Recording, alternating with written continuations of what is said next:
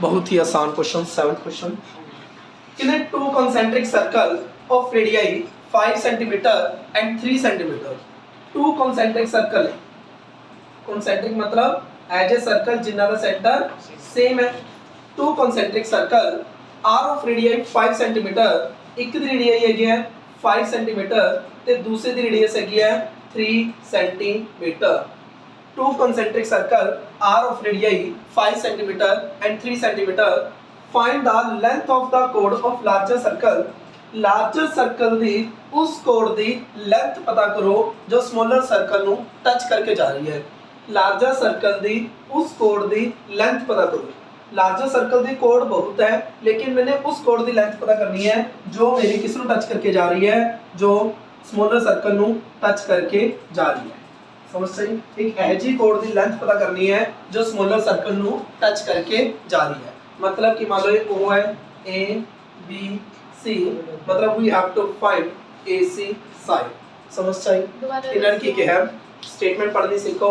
To concentric circle R of radii 5 centimeter and 3 centimeter, 5 centimeter and 3 centimeter, find the length of the chord। उस chord दी length पता करो larger circle the which touches the smaller circle, जो smaller circle ਨੂੰ touch करके जा रही है उस larger circle दी chord पता करो। समझ सकते? हाँ जी। टच नहीं ਉਹ ਕੱਟ ਹੁੰਦਾ ਹੈ।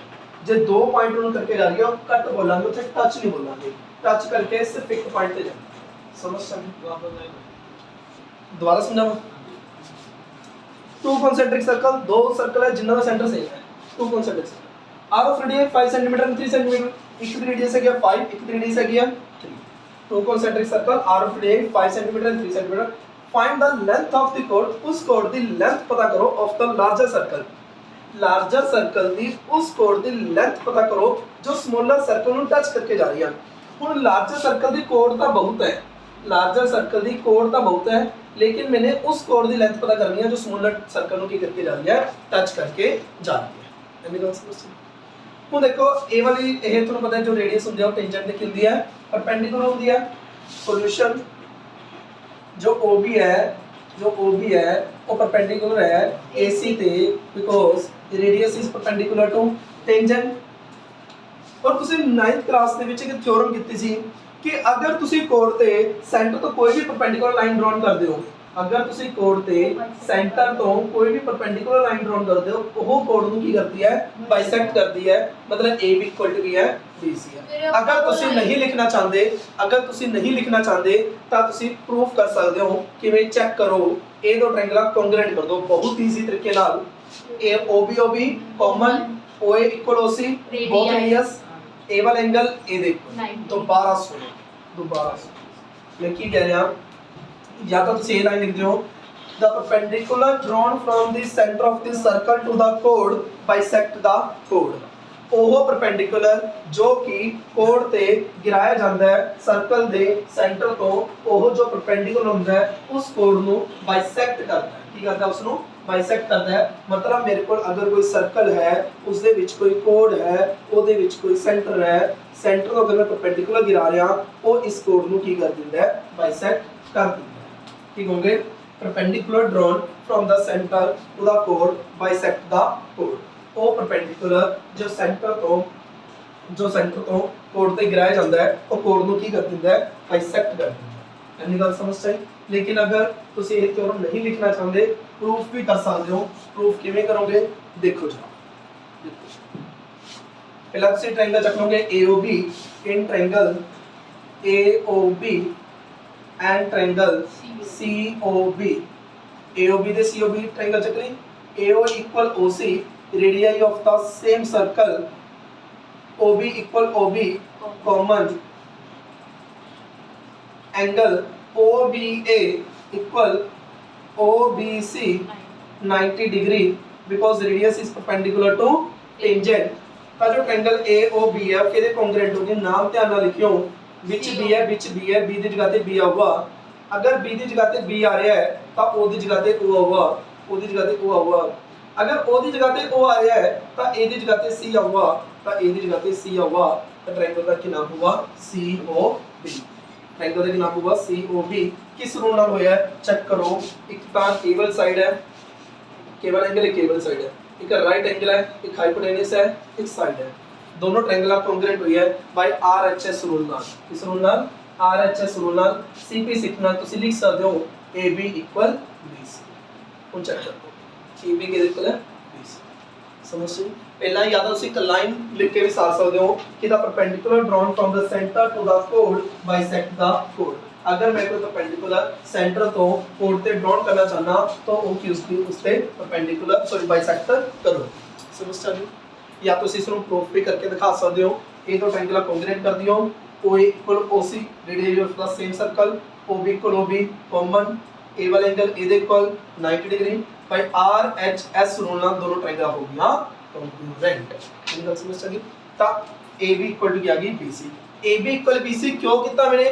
क्योंकि इस ट्रायंगल दे विच AB फाइंड करना बहुत ही इजी है क्योंकि राइट एंगल ट्रायंगल है जिस चे साइड 5 है ए 3 है ते ये अपने फाइंड करनी है अपन लिख सकते हैं कि जो OA दा स्क्वायर है OA दा स्क्वायर किस इक्वल है OB दा स्क्वायर प्लस AB दा स्क्वायर OA दा स्क्वायर इक्वल OB दा स्क्वायर प्लस AB दा स्क्वायर OA कितनी है मेरे को 5 दा स्क्वायर इक्वल टू OB कितनी है 3 दा स्क्वायर AB कितनी है we have to find 25 equal to 9 plus AB square तब तो कितना आएगा 16 इक्वल टू AB स्क्वायर तब तो AB साइड कितनी आ गई मेरे को 4 सेंटीमीटर तब AB कितनी आ गई मेरे को 4 सेंटीमीटर जे AB 4 है क्योंकि A साइड इस दे इक्वल है तब पूरी AC साइड कितनी हो चुकी 8 सेंटीमीटर एनी डाउट कई जने की करते ने डायरेक्ट कह देंगे ने कि A 5 है A 3 है A 4 आ गई जब 4 आ गई पूरी 8 आ गई लेकिन पहला ये दस्सियो कि A साइड इस दे इक्वल क्यों है समझते हैं MCQ ਦੇ ਵਿੱਚ ਤੁਸੀਂ ਇਨ ਵਨ ਸਾਈਡ ਆਨਸਰ ਦੱਸ ਸਕਦੇ ਹੋ ਇਹ 5 ਹੈ ਇਹ 4 ਹੈ ਇਹ ਸੌਰੀ ਇਹ 5 ਹੈ 3 ਹੈ ਇਹ 4 ਆ ਗਈ ਅਗਰ ਇਹ 4 ਹੈ ਤਾਂ ਪੂਰੀ 8 ਆ ਗਈ ਡੈਟਸ ਆਲ ਸਮਝ ਚੱਲੀ ਐਨੀ ਡਾਊਟ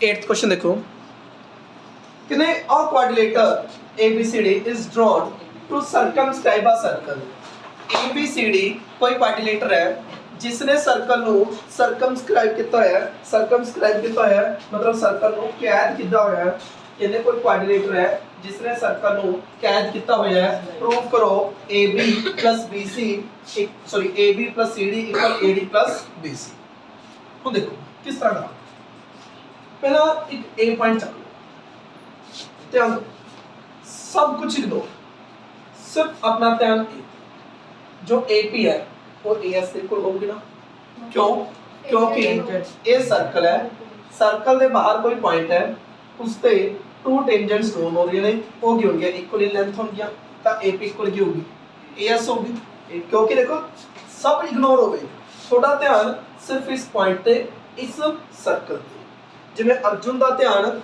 सिर्फ मछली दी अख ते सीगा उवें थोड़ा ध्यान सिर्फ A ते इस सर्कल ते ध्यान दो AP के इक्वल होगी OS AS दे क्यों क्योंकि अगर किसी सर्कल ते किसी बाहरले पॉइंट तो टू टेंजेंट्स ड्रॉन की जा रही है वो इक्वल इन लेंथ होती है any touch AP equal AS होगी क्योंकि अगर आप सर्कल दे उत्ते किसी बाहरले पॉइंट तो टू टेंजेंट्स ड्रॉन करते हैं they are equal in length so AP equal AS AP equal AS AB AS equal है उसी प्रकार जो BP है वो B का इक्वल है जो BP है वो B को लिखते होंगे कि सब पांचों लिखा जो BP है वो किस इक्वल है B का होते ऐसा क्यों क्योंकि B एक एक्सटर्नल पॉइंट है टू टेंजेंट्स ड्रॉन हो रही है तब BP इक्वल B का BP के इक्वल है B का लेकिन ध्यान ना लिखो तुसी देखो AP ਦੇ ਵਿੱਚ BP ऐड हुआ है ना AP ਦੇ ਵਿੱਚ BP ऐड हुआ तब BP ਨੂੰ AP वाली टीम च रख दियो BP ਨੂੰ AP वाली टीम च रख दियो इस साइड ले दो BP इक्वल टू B क्यों कई जने ने भी देखो लिखता पे भी सकते आप B का इक्वल BP लेकिन जब आप ऐड आउट करांगे ना तो उस टाइम दिक्कत आ जानी है तो उस टाइम दिक्कत आ जानी है इस करके ਤੁਸੀਂ ਇਹ ਦੇਖਿਓ AP ਦੇ ਵਿੱਚ ਇਹ PB ऐड होगी ना ਤਾਂ ਇਹ PB वाली टीम AP वाली टीम में ऐड हो गई PB इक्वल टू कितना हुआ B क्यों दोबारा पहले अपने A पॉइंट देखा AS के इक्वल हुआ AP दे क्यों सर्कल देते किस एक्सटर्नल पॉइंट तो अगर टू टेंजेंट्स ड्रॉन हो रही है they are equal in length तो AS इक्वल AP वही मैंने लिखा। उसी प्रकार BP इक्वल BQ, BP ਨੂੰ AP ਦੀ ਟੀਮ ਚ ਲਿਖ ਦੋ, BP equal BQ, BP equal BQ। उसी प्रकार C पॉइंट देखो, जो CQ है वो CR ਦੇ इक्वल है, जो CQ है वो CR ਦੇ इक्वल है। क्यों? C कोई एक्सटर्नल पॉइंट है, उसको दो टेंजेंट्स गिराई दी है, they are equal in length. CQ equal CR तक क्या वाली टीम चल रही है ताकि मैं ऐड कर सका CQ इक्वल CR, तो क्या क्या ए में ऐड हो जाए CQ इक्वल CR। उसी प्रकार जो DR है वो किस इक्वल है DS से, जो DR है वो किस इक्वल है DS से। क्यों? क्योंकि D एक एक्सटर्नल पॉइंट है, उससे टू टेंजेंट्स ड्रॉन हो रही ने, तो DR इक्वल DS। DR ਨੂੰ CR ਵਾਲੀ ਟੀਮ ਚ ਰੱਖ ਦਿਓ, DR ਨੂੰ CR ਵਾਲੀ ਟੀਮ ਚ ਲਿਖ ਦਿਓ, DR ਇਕੁਅਲ DS ਤੇ ਪਿੱਛੇ ਸਾਰੇ ਦੇ ਇੱਕੋ ਰਿਜ਼ਲਟ ਲਿਖ ਦਿਓ। if two tangents are drawn from an external point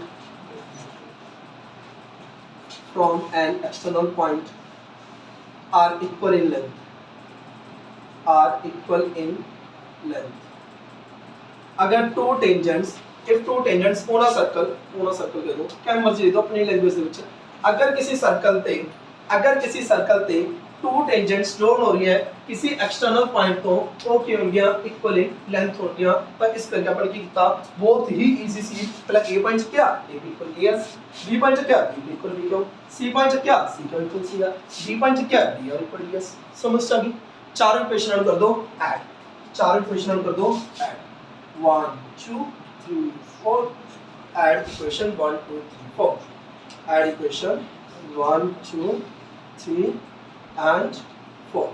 तो चेक करो AP plus PB plus CR plus DR, left hand side से लेफ्ट हैंड साइड वाले ऐड करते हैं, ते राइट हैंड साइड से राइट हैंड साइड वाले ऐड कर दिया, AS plus BQ plus CQ plus DS।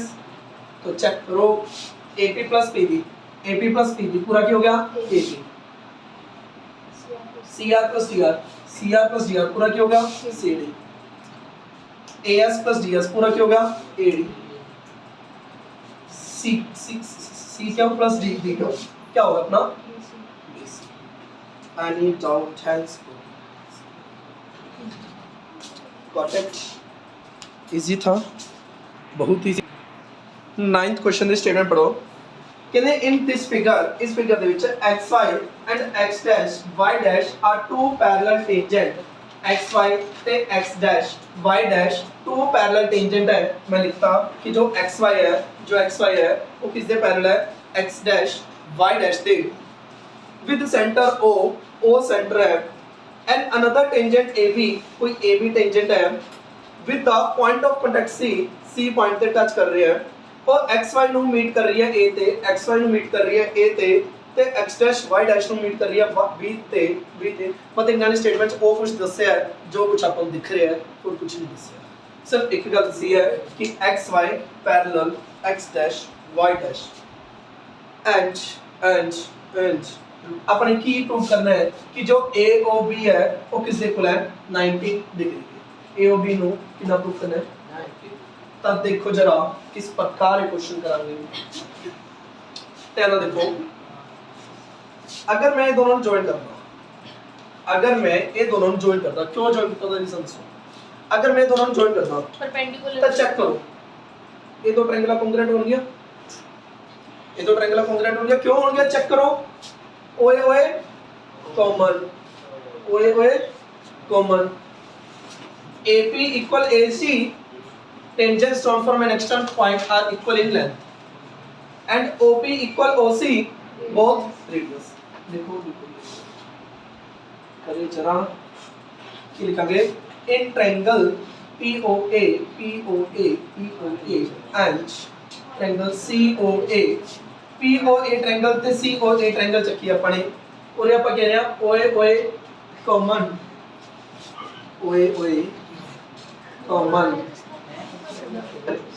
and OC equal OC equal OP radii and AP equal AC, tangents drawn from an external point tangents drawn from an external point are equal in length ਤਾਂ ਉਹਨਾਂ ਤੋਂ ਦੋਨੋਂ triangle ਕੰਗਰੂਐਂਟ ਹੋ ਚੁੱਕੀਆਂ ਨੇ। ਪਹਿਲੀ triangle ਦਾ ਨਾਮ ਜਮਰਜ ਲਿਖ ਦੋ, ਮੰਨ ਲਓ AOP ਲਿਖਤਾ। दूसरे का ध्यान ना देखो, जो पहले का POA जमर्ज लिख दो एज ए विश POA चेक करो। पूरे दो बारी O आ रहा है, पूरे दो बारी O आ रहा है, तब O की जगह पे O आऊगा, तब O की जगह पे क्या हुआ O। अगर O की जगह पे O आ रहा है, अगर O की जगह पे O आ रहा है तब A की जगह पे A की जगह पे A। अगर O की जगह पे O आ रहा है तब P की जगह पे C, P की जगह पे C। ये दोनों ट्रायंगल की हो चुके हैं कांग्रुएंट। जो POA है वो किहदे कांग्रुएंट होगी COA दे। CPCT नाल ਆਪਾਂ A वाला एंगल इस दे इक्वल लिख सकते हैं, मतलब POA इक्वल COA। इस रूल नाल भी है भाई S रूल दे नाल CPCT नाल POA equal COA by CPCT। A वाला एंगल ए दे इक्वल हो जाओ बाय CPCT। एक प्यारा सा वर्ड लिख के सिमिलरली, एक प्यारा सा वर्ड लिख के सिमिलरली जो अपने सुख दुख का साथी है। ए वाला एंगल इस दे इक्वल हो जाओ, वरना सारी कहानी द्वारा भी लिख सकते हो या जस्ट एक सिमिलरली वर्ड भी लिख सकते हो। जिमें ए वाला एंगल इस दे इक्वल है उसी प्रकार ए वाला एंगल इस दे इक्वल हो जाओ कि मैं ए दो ट्रायंगल कांग्रुएंट करके ए साइड ए दे इक्वल, ए साइड कॉमन, ए साइड ए दे इक्वल बाय S नाल दोनों ट्रायंगल कांग्रुएंट CPCT नाल ए वाला साइड ए दे इक्वल, सॉरी ए वाला एंगल ए दे इक्वल। पर द्वारा लिखने की लोड़ नहीं है, तुसी डायरेक्ट लिख सकते हो कि एंगल QOB इक्वल BOC और तक जसो कोई डाउट हस तक अपने कीता जस्ट O ते C नु जॉइन कीता, ए दोनों ट्रायंगल ਨੂੰ कांग्रुएंट कीता। किवें कीया A1 side common, A side A they equal, A side A they equal. अब भाई S रूल नाल दोनों ट्रायंगल हो गए कांग्रुएंट। CPCT नाल A वाला एंगल A दे इक्वल, उसी प्रकार A वाला एंगल A दे इक्वल। तो ਤੁਹਾਨੂੰ साफ दिखाई दे रहा है चारों का सम कितना है 180 डिग्री, क्योंकि लीनियर पेयर चारों का सम कितना है 180 डिग्री लीनियर पेयर। तुसी की लिखोगे